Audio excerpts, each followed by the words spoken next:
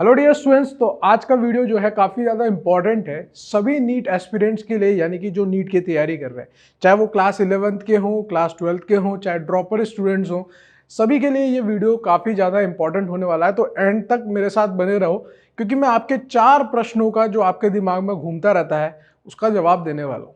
वो 4 क्वेश्चंस क्या क्या हैं वो देख लो आप। क्या नीट के लिए एनसीईआरटी जरूरी है? एनसीईआरटी को कैसे पढ़ना चाहिए? एनसीईआरटी में क्या महत्वपूर्ण है?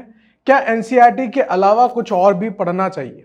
एक एक करके हम लोग इन क्वेश्चंस का आंसर देखेंगे और फिर उसके हिसाब से अपनी प्रिपरेशन को, अपनी तैयारी को आगे बढ़ाएंगे। ठीक है, सबसे पहला क्वेश्चन है बेटा हमारे पास, क्या नीट के लिए एनसीईआरटी जरूरी है? भयंकर रूप से जरूरी है, बहुत ज्यादा जरूरी है। अगर आप देखोगे तो एनटीए अब हमारा नीट का एग्जाम ले रहा है और एनटीए ने पूरा का पूरा सिलेबस डिजाइन किया हुआ है अकॉर्डिंग टू एनसीईआरटी। एनसीईआरटी के बाहर कुछ नहीं है।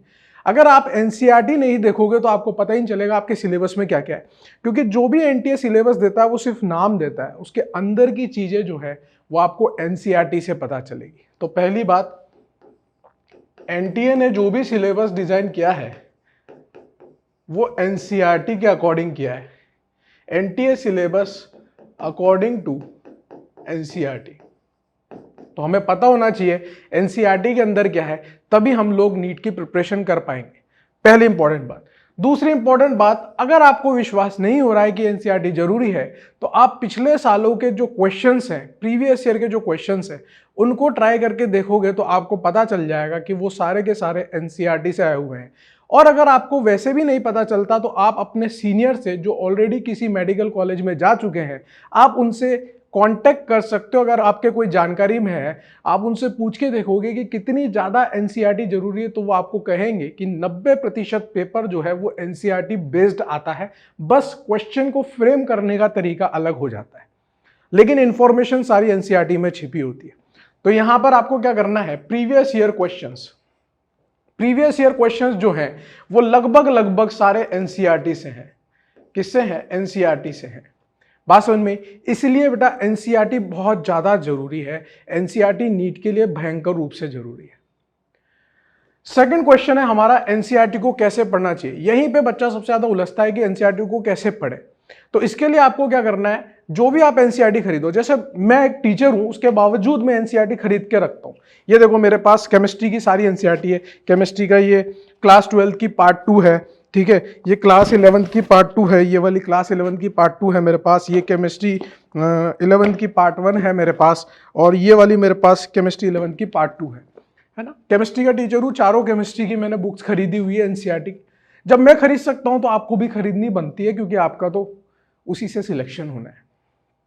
केमिस्ट्री की भी खरीदनी है, फिजिक्स की भी खरीदनी है, बायोलॉजी की भी खरीदनी है। अब मुद्दा ये आता है कि सर पढ़ें कैसे उसको।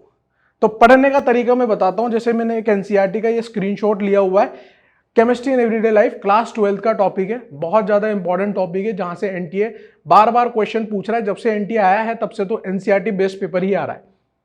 नीट का नहीं बेटा, जेईई मेंस का भी एनसीईआरटी बेस्ड पेपर आ रहा है।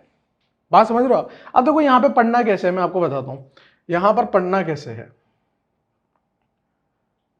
अगर मैं यहां पे बात करूं तो यहां पर आपको लाइन टू लाइन पढ़ना है बेटा, लाइन टू लाइन, एक एक लाइन को ध्यान से पढ़ते जाना है ना। ऐसे बिल्कुल लाइन खींचते हुए पढ़ते जाना है, ऐसे लाइन खींचते हुए एक एक लाइन को रीड करते हुए पढ़ते जाना है। और आप ऐसे एक एक लाइन को रीड करते हुए पढ़ते जाओगे, जहां आपको इंपॉर्टेंट वर्ड दिखे वहां आपको उसको हाईलाइट कर देना है। क्या कर देना है? हाईलाइट कर देना है। जैसे मैं आपको हाईलाइट करके बताऊं, तो हाईलाइटर करोगे तो ये मान लो ये लाइन है, तो मैंने इसको हाईलाइट कर लिया इस तरह से। ये इंपॉर्टेंट लाइन है तो मैंने इसको हाईलाइट कर लिया। बात समझ में आ रही? जो भी इंपॉर्टेंट लाइंस आपको लगती है उसको आप हाईलाइट करते जाओ, और बाकी को आप लाइन टू लाइन, चाहे पेंसिल लो चाहे पेन लो, रगड़ते चले जाओ। अगर आपको ऐसा लगता है कि मेरी एनसीईआरटी गंदी हो जाएगी तो आप जाओ जेरोक्स की दुकान पे जेरोक्स निकलवा लो और जेरोक्स निकलवा के उसमें लाइनें खींच दो। लेकिन उससे मतलब क्या है? जबरदस्ती दोबारा पैसे खर्च करना है, बाद में थोड़ी ना काम आनी। एक बार सिलेक्शन लेना है तो उसके हिसाब से आप उसको यूज कर सकते हो। तो लाइन टू लाइन आपको एनसीईआरटी रीड करनी है और जो भी इंपॉर्टेंट पॉइंट्स है उसको हाईलाइट कर देना है। बात समझ में आती है? अब इसी क्वेश्चन से रिलेटेड अगला क्वेश्चन है, जिसमें ये वाला टॉपिक और साथ में दूसरा वाला टॉपिक दोनों ही इंक्लूड हो जाएंगे। देखो क्या है अगला, एनसीईआरटी में क्या महत्वपूर्ण है। ये पूछा गया है कि एनसीईआरटी में क्या महत्वपूर्ण है। तो एनसीईआरटी में सब कुछ महत्वपूर्ण है, एक एक लाइन इंपॉर्टेंट है, पहले पेज से लेकर आखिरी पेज तक हमें सब कुछ पढ़ना है, चाहे वो नीले नीले डब्बों में या हरे डब्बों में जो साइडों में दिया होता है वो दिया हो, चाहे टॉपिक के अंदर जितना भी लिखा हुआ है वो दिया हो, चाहे इंटेक्स के क्वेश्चन दिए हो, चाहे पीछे वाले एक्सरसाइज के क्वेश्चन दिए हो, चाहे सॉल्व्ड क्वेश्चन दिए हो, हर एक चीज को हमें तैयार करना है। कहीं से भी क्वेश्चन आ सकता है और आया हुआ है। सॉल्व एग्जाम्पल से क्वेश्चन आ जाता है, इंटेक्स से क्वेश्चन आ जाता है, पीछे की एक्सरसाइज से क्वेश्चन आ जाता है। बात समझ रहे हो? बायोलॉजी के अंदर तो आपको पूरी की पूरी थ्योरी एज इट इज आपको एनसीईआरटी में मिल जाएगी। केमिस्ट्री के अंदर बहुत सारे टॉपिक्स ऐसे होते हैं जिसकी पूरी की पूरी एनसीईआरटी बेस्ड थ्योरी पूछी जाती है। फिजिक्स के अंदर जो है थोड़ा सा थ्योरी वाले पार्ट को पढ़ना मुश्किल होता है, लेकिन फिजिक्स के अंदर जो पीछे वाली एक्सरसाइजेस है वो काफी ज्यादा इंपॉर्टेंट मानी जाती है। ठीक है, तो क्या क्या पढ़ना है? थ्योरी, पूरी थ्योरी रिवाइज करनी है एनसीईआरटी से लाइन टू लाइन पूरी थ्योरी पढ़नी है हम लोग को। दूसरी इंपॉर्टेंट चीज क्या है? जो भी सॉल्व एग्जांपल्स हैं, है ना, जो भी प्रश्न सॉल्व है उनको सॉल्व करना है। तीसरा, इंटेक्स्ट के क्वेश्चन सॉल्व करने, इंटेक्स्ट वाले जितने भी क्वेश्चन है वो करने। और चौथा, जो पीछे एक्सरसाइज दी हुई है वो करने।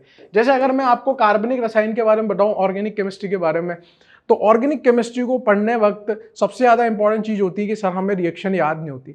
तो केमिस्ट्री ऑर्गेनिक वाली जो है उसमें एनसीईआरटी के अंदर कन्वर्जन वाले क्वेश्चन दिए हुए हैं, रूपांतरण वाले क्वेश्चन दिए हुए हैं, और इतने इतने सारे दिए हुए हैं पीछे एक्सरसाइज में। अगर आप उन रूपांतरण वाले क्वेश्चंस को याद कर लेते हो, मतलब सॉल्व कर लेते हो, तो आपको रिएक्शंस ऑटोमेटिकली याद हो जाएगी। बात समझ पा रहे हो मेरी? करना आपको ये, देखो करना आपको ये, हम लोग सिर्फ आपको गाइड कर सकते हैं। मैं आपको क्या कह रहा हूं, एनसीईआरटी बाइबल है हमारी, रामायण है हमारी, कुरान है हमारी। बात समझ रहे हो आप? अगर आप एक नीट एस्पिरेंट हो, ठीक है, तो वो सब जो नीट आपकी एनसीईआरटी है वो बाइबल, कुरान और रामायण है हमारी। और मैं आपको बता रहा हूं, जो मैं ऑर्गेनिक केमिस्ट्री की बात बता रहा हूं, तो रूपांतरण वाले जो क्वेश्चंस दिए हुए हैं, अगर आप एनसीईआरटी वाले क्वेश्चंस कर लेते हो, 20-20, 25-25 रूपांतरण वाले क्वेश्चन दिए हुए, आपको ऑटोमेटिकली रिएक्शंस याद हो जाएगी, कन्वर्जन वाले क्वेश्चंस जो होते हैं। बात सिंपल है। इसी तरह से फिजिक्स के जो पीछे की एक्सरसाइज दी हुई है, अगर आप उस एक्सरसाइज को सॉल्व करते हो तो आपकी फिजिक्स स्ट्रांग हो जाएगी। जैसे आप एचसी वर्मा तो लगाते ही हो, साथ के साथ एनसीईआरटी के पीछे वाली एक्सरसाइज भी लगाना बहुत ज्यादा जरूरी हो जाता है बेटा। एज इट इज वहीं से क्वेश्चन देखने को मिलते हैं। ठीक है, और एनसीईआरटी में क्या महत्वपूर्ण है, जैसे मैंने आपको ये दिखाया था, ये डायग्राम है अपने पास, ठीक है ना, ये स्क्रीनशॉट लिया हुआ है मैंने पेज का। जैसे इसके अंदर ये डायग्राम बना हुआ है, ये डायग्राम बना हुआ है, तो एनसीईआरटी में जितने भी डायग्राम बने हुए हैं, चाहे वो कितने भी कठिन या जटिल बने हुए हों, आपको उनको पढ़ के जाना है, क्योंकि वो क्वेश्चन वहां से पूछ सकता है। जैसे कि पेनिसिलिन की ये संरचना दी हुई है, और पेनिसिलिन की संरचना के ऊपर हर साल, ऑलमोस्ट हर साल क्वेश्चन आता है। इस बार तो जेईई मेंस के अंदर पेनिसिलिन की संरचना पर ही क्वेश्चन पूछ लिया कि क्या ये सही पेनिसिलिन की संरचना है। बात समझ रहे हो आप? तो हर एक चैप्टर में आपको संरचनाएं मिलेगी, चाहे आप भौतिक वाले चैप्टर में चले जाओ, आप दैनिक जीवन में रसायन, केमिस्ट्री एवरीडे लाइफ वाले में चले जाओ, चाहे आप अपने जैव अणु यानी कि बायोमोलिक्यूल वाले चैप्टर में चले जाओ, हर एक चैप्टर में आपको संरचनाएं देखने को मिलेगी। और मैं इसलिए बोल रहा हूं एनसीईआरटी पढ़ने को, क्योंकि जितनी संरचना एनसीईआरटी में मिली है, दिखी है, वही इंपॉर्टेंट है, उसके अलावा नहीं पढ़ने का है, उसके अलावा नहीं पढ़ने का है। अब देखो पंगा क्या होता है, मेरी बात सुनो। एनसीईआरटी को कैसे पढ़ना चाहिए वो मैंने आपको बता दिया, लाइन टू लाइन पढ़ना चाहिए, कोई भी पॉइंट इंपॉर्टेंट लगे हाईलाइट कर लो, हर एक स्ट्रक्चर इंपॉर्टेंट है, उस स्ट्रक्चर को आप कॉपी में बना बना के देखो, ठीक है, क्या क्या महत्वपूर्ण है, तो वो सारी बात हम लोगों ने कर ली है। अब दिमाग में प्रश्न आता है कि सर क्या सिर्फ एनसीईआरटी पढ़ना जरूरी है? एनसीईआरटी के अतिरिक्त कुछ और भी पढ़ना पड़ेगा क्या? बिल्कुल पढ़ना पड़ेगा। एनसीईआरटी के अतिरिक्त भी आपको चीजें पढ़नी पड़ेगी, लेकिन एनसीईआरटी तो आपको पढ़नी ही पड़ेगी।